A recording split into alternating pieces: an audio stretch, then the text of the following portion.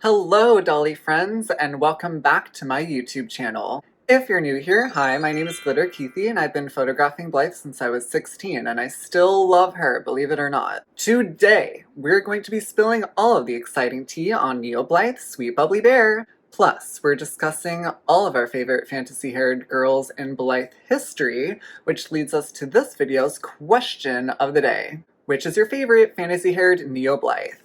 Are you a sucker for a pink-haired beauty, or do you long for the more elusive green-haired dolls that go for $700 on eBay?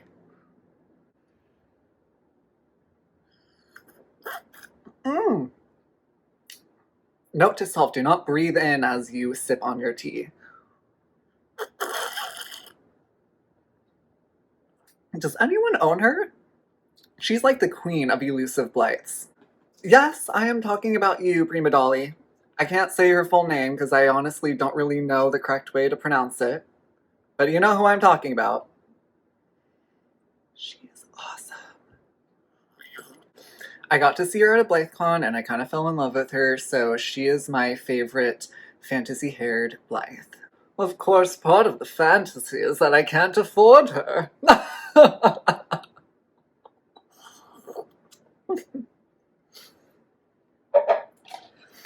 Okay, mirror check.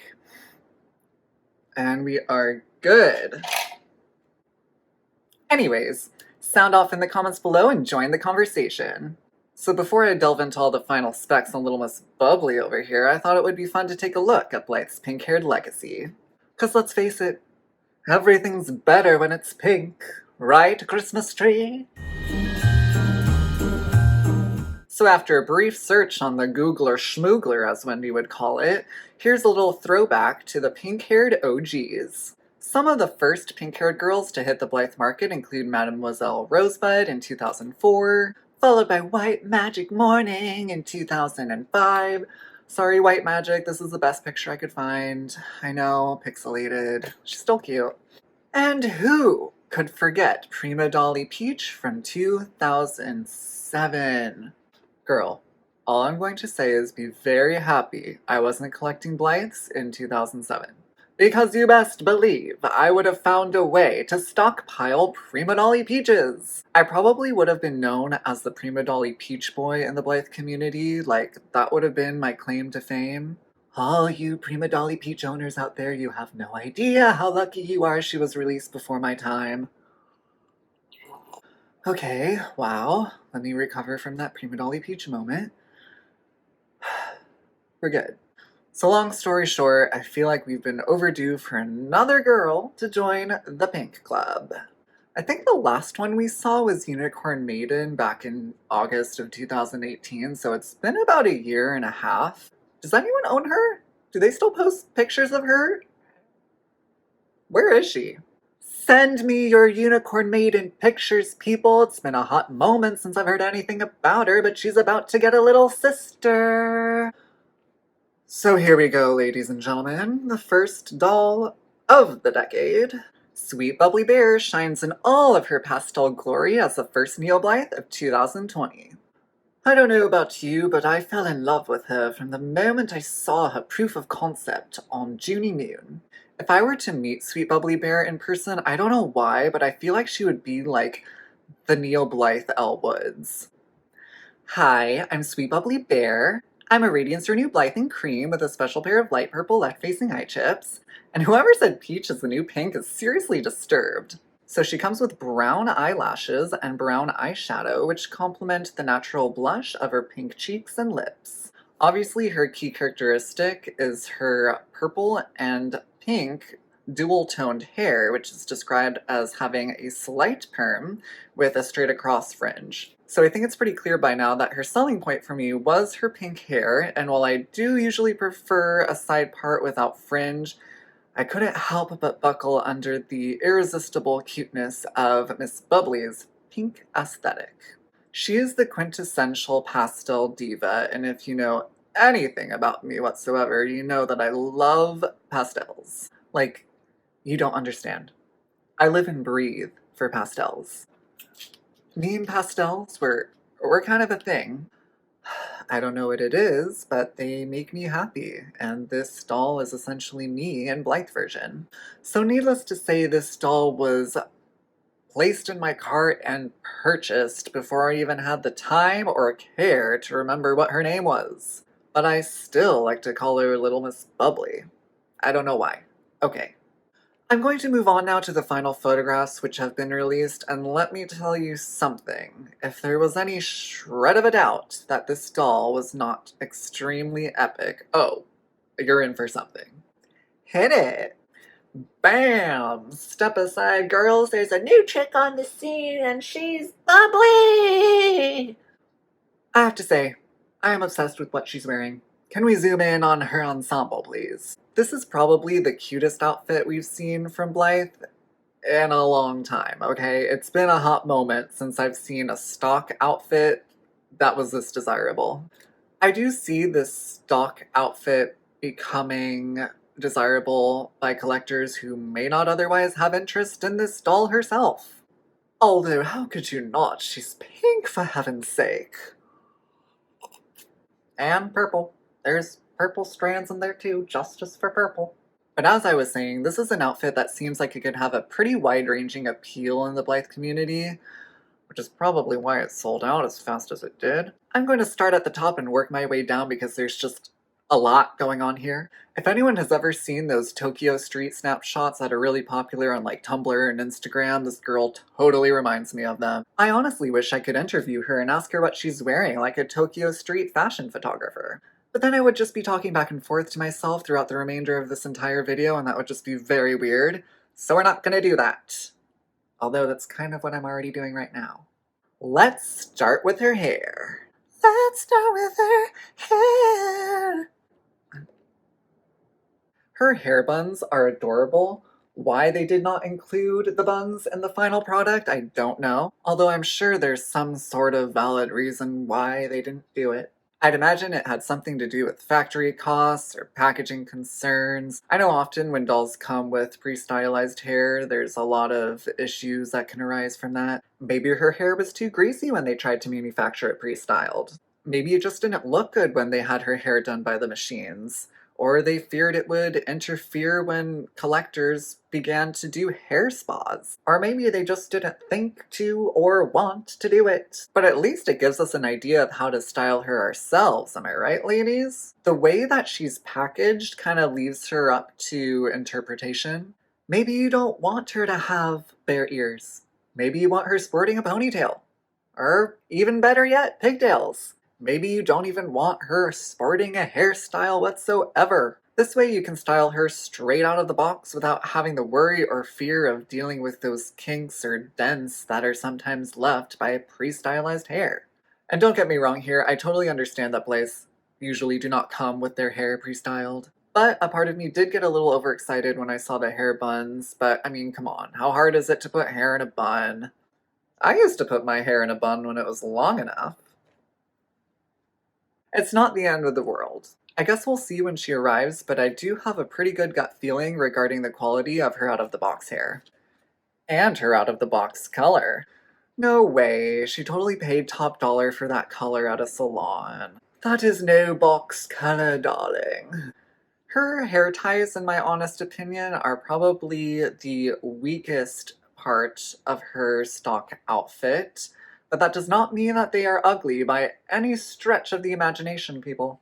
It just means they're not as exciting as everything else she's wearing. They're still adorable, and they come with blue and pink bows that are filled with star-shaped beads, which I think is adorable. However you choose to style her hair, this is obviously meant to complement the overwhelming blue and pink theme that is used throughout this doll, and we'll delve into that a little deeper in a minute. Moving on to those glasses, this is where I feel like this stock outfit is going to become very sought after in the Blythe Sundries market, regardless of whether or not you want this doll. I'm telling you right now, you want her glasses. I don't know, maybe the word iconic comes to mind when I think about these shades. Sort of like how Goldie has those green glasses she wears with that white poofy boa. They're sort of like the cherry on top of an awesome Blythe release. Did I mention they come with printed hearts on each side? Perfect for a sunny day out on Valentine's Day. Blythe can dream. Honestly, the timing of this doll could not have been better. This is a phenomenal pair of sunglasses to add to your Blythe sunglass collection. Raise your hand if you wish these came with a matching pair for humans. Don't try to wear these at home, people, okay? They will break. My only concern is, can she see through those shades? Does she need to? The things we often sacrifice for fashion. Honestly, if she was walking in heels and these shades with hearts in front of her eyeballs, that would be even more impressive, but girl, you can walk in these shades. I'm pretty sure she cannot see through that heart sticker. You go, girl. Now, before I go any further gushing about how awesome this doll is, I thought I would give you a little word of advice regarding glasses for your dolls. While they are cute, while they may make your Blythes look absolutely fashionable in the most irresistibly cute kind of way, I want you to think critically before you put a pair of sunglasses on your Blythe dolls. Stock dolls I'm not so concerned about, but if you put a pair of shades on your custom Blythes, you have got to have the precision of a surgeon, okay? If you do not want to damage the faceplate of your doll. Even the slightest jolt, slide, or shift could leave a permanent mark or scratch on your doll's face. I speak from experience, people, and I've had numerous close encounters of almost ruining dolls because of sunglasses. I've also had seriously close encounters of almost ruining dolls with bird poop, but that's a story for another time. So while I think these glasses are adorable and totally add to her look, you've got to be careful when putting these glasses on your other dolls, okay? Alright, enough of my doll safety lecture. Moving on to those amazing earrings. If you thought her glasses were not cute enough, oh no. Oh, she comes with pink and blue gummy bear, I almost said bubblegum, earrings! How on earth can you resist this doll? All bias aside, I really think Takara hit it out of the park in the accessories department. Honestly, I don't think this doll is going to be very easy to come by, I'm sorry to say. For those of you who are usually late or might often miss out on things, you might want to set your alarm for this one. Her initial release date is listed on Junie Moon as February 18th, with an official release on February 21st. Mark your calendars for the official release date, everyone. We're talking gummy bear earrings. Moving on to the jacket, this is actually a satin jacket, which I didn't catch in the initial proof of concept. I was not expecting this jacket to be satin, but it totally complements the luscious shine of her pink and purple hair. Which, by the way, her hair, now that I look at it more and more, it really reminds me of My Little Candy as well. I think it's the pink and purple two-toned action going on, but it really does wonders with whatever she's got going on over here, her whole look. The little mascot teddy bear on the back says Bubbly Lovely, and it has pink and blue bows, which I'm sure are meant to complement her pink and blue bows, if I had to make a guess. And it features a shooting star. So this is the type of jacket that Blythe can wear to any event and any occasion. This is the type of jacket she can wear while shopping, going to the football game, going to school, going to the DMV, going to the gas station, the laundromat, the gym. Okay, she can wear this jacket at what looks like the bus stop. This is the all-in-one jacket, people. I can picture Blythe wearing this while filing her taxes. You know, it sort of reminds me of those celebrity paparazzi pictures where they're wearing the $10,000 Gucci jacket over their pajamas and sweatpants. This jacket gives me those vibes. Is your doll wearing gray sweats? Is your doll still wearing pajamas at 2 o'clock in the afternoon? Is your doll still wearing her stock outfit even though you de-boxed her in 2005? Throw this jacket over her and she'll become an instant celebrity overnight. She'll go from a 2 to a 10 in a fraction of a second. This is what we call being effortlessly trendy, people. And plus, who are we kidding? We all know a doll who could benefit from this jacket, am I right? Imagine the new life it would breathe into that one doll in your Blythe family you're always slightly embarrassed to mention. I could think of a few right now. Just kidding, girls! Now, the top is what really sells this outfit. When have we ever received a Blythe logo tee in a stock outfit before? Okay, maybe it's my bad memory, but honestly, we don't usually see something like this from Blythe. This top is about to become a staple in any Blythe collector's miniature wardrobe. Imagine going to a BlytheCon and all the dolls are wearing this top. I mean, come on, it can't get much cuter than this. So the logo on the front features a heart pierced by an arrow, again, very Valentine's, and it has this pastel gradation all throughout. Pastels, gummy bears, hearts, February. I'm sensing a major theme here. I'm starting to get suspicious. Now, zooming into these adorable pink ruffles on her sleeves, which I think is an amazing detail. It adds such a feminine flair to this otherwise already adorable top, which is, of course, complemented by the blue tulle on her shorts. And I forgot to mention that this doll's hair is pretty long. In the images, it looks like it goes well beyond her knees. If you styled it straight, it'd probably go even longer, so it gives you a lot of wiggle room if you're the type of collector that likes to do wild hairstyles with your dolls, which is definitely me. What can I say? I am a sucker for a more fanciful contraption of your hair. I really think that styling this doll yourself was a huge theme that was at play when it came to the creative process of producing this doll. I mean, you have the bows, the glasses, the earrings, the layered outfit, the suggested hairstyle. The possibilities are endless. I'm seeing a lot of opportunity for customized play here. This is definitely not a doll that you want to keep in her box, although I know there are still people who will do that, and that's okay, I'm just saying. But honestly, I can't wait to see all of the amazing looks people create with their own sweet bubbly bears. Last but not least, she walks around town in these gorgeously fashionable shoes, which are a pastel blue with pink laces and pink soles, which is a lovely touch. Again, the pink and blue theming of this doll is consistent to a T. The creative team definitely knew what they were doing when it came to creating a consistent color palette with this doll, and I am absolutely living for it. Now, of course, this wouldn't be a Blythe review without a little bit of critique. I personally am not crazy about her socks. I know, shocking. Shock of the decade. Not that there's anything wrong with them, but they're a bit of a harsh pink.